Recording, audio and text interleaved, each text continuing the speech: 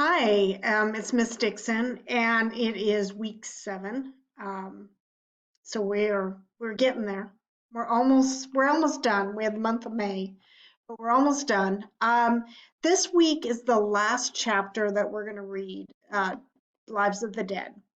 And so basically, you guys, and it's due this Friday, May 8th. And basically, the essential story again is how do we tell our stories? What do we elaborate on? What do we exaggerate? How do we state the facts? What do we embellish? Even when we're telling a story just to each other, is it just really straightly the facts, or do we kind of embellish it a little bit? And that is kind of what Tim has done all along, but he has put enough factual things in there to make it real. It's not like it's far-fetched, like, oh, that can never happen.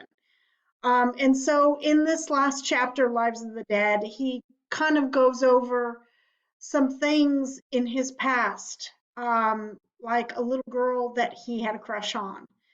Um, and what happens to her, I don't want to tell you too much.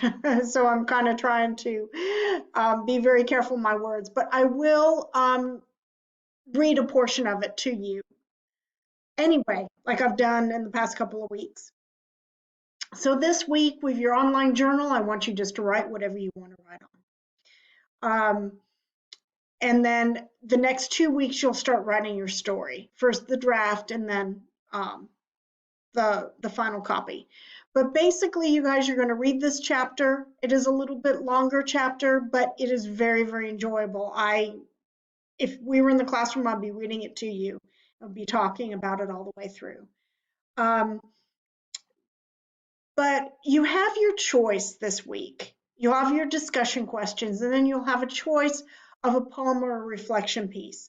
The reflection piece is basically, you'll see it, it will be uploaded, and it's right there. Kind of, who was your favorite character? What was your favorite chapter that we read? Why?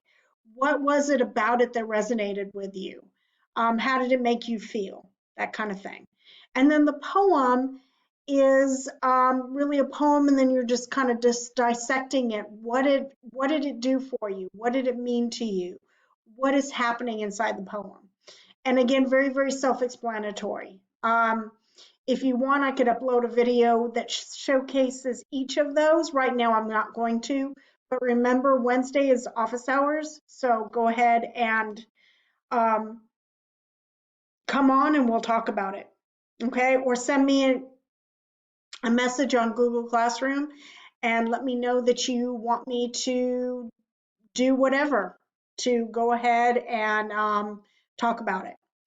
And I will, and I'll upload another video. Anyway, that's really it for this week. You guys, I will upload a second video where I'm reading a part of the chapter, and you guys have a great week. I hope to see you Wednesday or hear from you before. Take care. Bye-bye.